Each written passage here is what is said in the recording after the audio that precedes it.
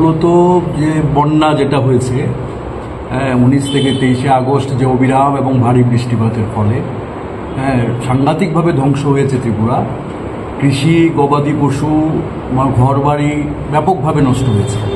33 জনের উপরে মারা গেছে, 2 জন নিখোঁজ, আহত বেশ কয়েকজন, এবং আহত বেশ কয়েকজন তাদের নাম এখনও নথিভুক্ত হয়নি। যেমন অমরপুরের দেববাড়ি উজ্জ্বল কুমার জমাতিয়া, তার একটা হাত পুড়ে গেছে একদম, বিদ্যুতে লেগে। বাচ্চাদের সে রেস্কিউ করছিল এবং তাকে কিন্তু এখনও কোনো ক্ষতিপূরণ সে পায়নি। তো আমরা যেটা আজকে বলতে চাইছি যে যদি রাজ্যে যে বিপর্যয় নেমে এসেছে বন্যার ফলে, এই বিপর্যয়কে শুধু এটা প্রভাবিত এলাকা বললে হবে না, দুর্যোগ প্রভাবিত এলাকা, জাতীয় বিপর্যয় ঘোষণা করতে হবে ত্রিপুরাকে। কারণ ত্রিপুরায় মুখ্যমন্ত্রী নিজে বলেছেন সাংবাদিকদের পরে, সর্বদলীয় মিটিংয়ের পরে, যে 15,000 কোটি টাকা ক্ষতি হয়েছে। ঠিক আছে, কিন্তু দেখলাম আমরা মুখ্যমন্ত্রীর ত্রাণ তহবিলে 100 কোটি টাকাও নেই। এখন যেগুলো তারা বলছেন মুখে যে যারা মারা গেছে তাদেরকে 4 লক্ষ টাকা করে দেওয়া হবে, কিন্তু কারোর অ্যাকাউন্টে 1 টাকাও ঢোকেনি। শুধু 10,000 টাকা যেটা তাদের সৎকারের জন্য দেওয়া হয়েছিল, তারপর আর 1টি টাকাও তারা পায়নি।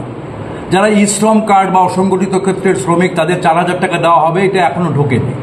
যারা কৃষক, যাদের জমি নষ্ট হয়ে গেছে সম্পূর্ণভাবে, কৃষকদের এই জমি সে নতুনভাবে জল নেমে গেছে, এখন চিত্রটা পরিষ্কার। তো কাজে এখন তাকে যে জমি আবাদ করার জন্য যে পয়সাটা দরকার, সেই টাকা এখনও ঢুকানো হয়নি। তো আমরা আজকে 7টি দাবির কথা বলছি, যেটা আমরা সরকারের গোচরে নিতে চাইছি, এবং যে বিধানসভার অধিবেশনে চলছে সেখানেও বন্যার প্রশ্নে এই প্রশ্নগুলি আসা উচিত বলে আমরা মনে করি।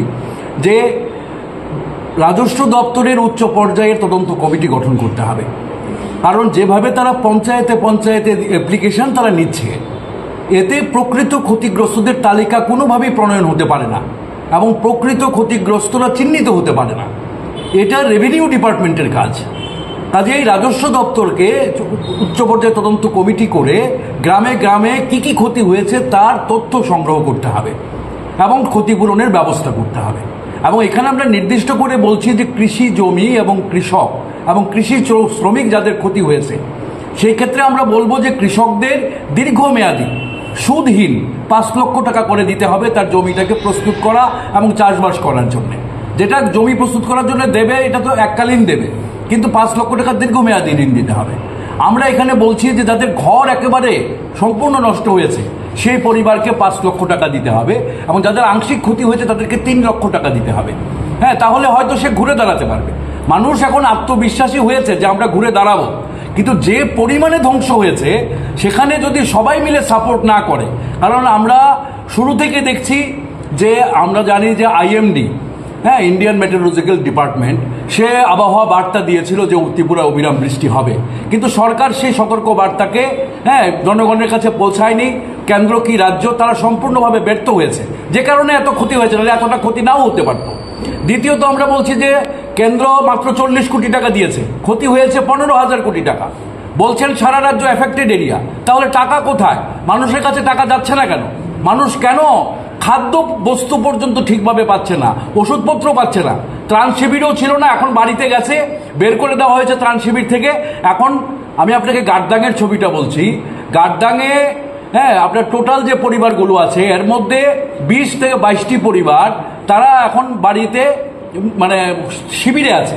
এর মধ্যে 6টি পরিবারের ঘর বাড়ি কিচ্ছু নেই, 2 পরিবারের 7 জন মারা গেছে। 10,000 টাকা করে SDM টাকা দিয়েছে সৎকারের জন্যে, আর কোনো টাকা তারা পায়নি, কোনো উপায় নেই, কিচ্ছু নেই, বাড়ির কোনো চিহ্ন নেই।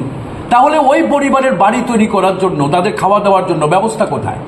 মানুষ সাহায্য করছে, বেসরকারি উদ্যোগে, সামাজিক সংস্থার উদ্যোগে, ব্যক্তিগত উদ্যোগে মানুষ সাহায্যের হাত বাড়িয়ে দিয়েছে, কিন্তু সরকারকে আমরা খুঁজে পাচ্ছি না। সরকার এবং শাসক দলকে আমরা কিন্তু বাস্তবে পাচ্ছি না। মানুষ করছে। তো আমরা এটা বলতে চাই আজকে যে 100 কোটি টাকার কম ত্রাণ তহবিল দিয়ে মুখ্যমন্ত্রী যে বারবার বলছেন যে আমরা এই করব, কিন্তু কিছুই তো বাস্তবে হচ্ছে না। কাজেই রাজ্যকে জাতীয় বিপর্যয় এলাকা ঘোষণা করতে হবে এবং সামগ্রিক ক্ষতিপূরণের ব্যবস্থা করতে হবে, মানুষ যাতে উঠে দাঁড়াতে পারে। কৃষি জমিকে পুনরায় আবাদের আওতায় আনতে হবে সরকারকে অগ্রাধিকারের গুরুত্ব দিয়ে। আর আমরা বলছি এখন একটা জব ক্রাইসিস, ব্যাপকভাবে যেখানে ফ্লাড সেখানে তো ব্যাপক ফ্লাড এরিয়া নয়, এমন এরিয়া তো মানুষের আজকে কাজ নেই, ঘরে তাদের চাল নেই, খাদ্য নেই। কাজেই আমরা বলছি যে বন্যা কবলিত এলাকার জন্য 300 দিনের কাজ এবং 600 টাকা মজুরি, আর বাকি এরিয়ার জন্য 200 দিনের কাজের ব্যবস্থা জরুরি ভিত্তিতে সরকারকে করতে হবে। হ্যাঁ, না হলে এটা হবে না। আর এই আমরা বলছি যে আপনার এখনই যে যারা মাইক্রো ফিন্যান্স কোম্পানিগুলো আছে, হ্যাঁ, এবং বিভিন্ন ঋণ আছে গরিব পরিবারগুলো, এই ঋণগুলো যাতে এখন চাওয়া না হয়, সরকারকে ব্যবস্থা নিতে হবে যাতে ঋণ এবং কিস্তি যেটা দিতে হয় তাদের, হ্যাঁ, যদি এটা চাপ দেয় তাহলে মানুষের আত্মহত্যা ছাড়ার পথ থাকবে না। কাজে সরকারকে এই দায়িত্ব নিয়ে, হ্যাঁ, মাইক্রো ফিন্যান্স কোম্পানি বা ছোটোখাটো যে ঋণ আছে, গাড়ি ঘোড়া অনেক গাড়ি, আমি কালকে গেলাম ফুটামাটিতে, অন্তত 10টা গাড়ি দেখেছি জলে ইঞ্জিন নষ্ট হয়ে গেছে। এই গাড়ি ঠিক করবে, সে কিস্তি কি করে চালাবে? কাজে শুধু মাইক্রো ফিন্যান্স নয়, যেগুলো প্রাইভেট ফাইন্যান্স আছে সেগুলোকেও যাতে কিস্তি স্থগিত রাখে সেই ব্যবস্থাটা সরকারকে করতে হবে। আর যারা বাড়িতে গেছে ত্রাণ শিবির থেকে তাদের জন্য ডাবল রেশন, ফ্রি ডাবল রেশনের ব্যবস্থা করতে হবে। হ্যাঁ, তারা যাতে ফ্রিতে খাদ্য পায় এবং অন্তত 6 মাস তাদেরকে খাদ্য দিতে হবে যাতে মানুষ নিজের পায়ে আবার ঘুরে দাঁড়াতে পারে। এই 7 দফা দাবি আমরা সরকারের গোচরে নিতে চাইছি। আমরা আশা রাখবো যে সরকার বাহাদুর, হ্যাঁ, যথাযথ পদক্ষেপ নেবেন। এখনো আমরা আশা করি, তারা মুখে বলছেন কাজে কিছু হচ্ছে না, কিন্তু আমরা এখনো আশা করি যদি সরকার বাহাদুর এটা না করেন তাহলে আমরা বাধ্য হব আমরা আন্দোলনে নামতে, জনগণকে সাথে নিয়ে, কারণ এছাড়া ত্রিপুরার মানুষের বাঁচার উপায় থাকবে না। হ্যাঁ, এই বার্তাটাই আমরা আপনাদের মাধ্যমে রাজ্যের মানুষের কাছে নিতে চাই।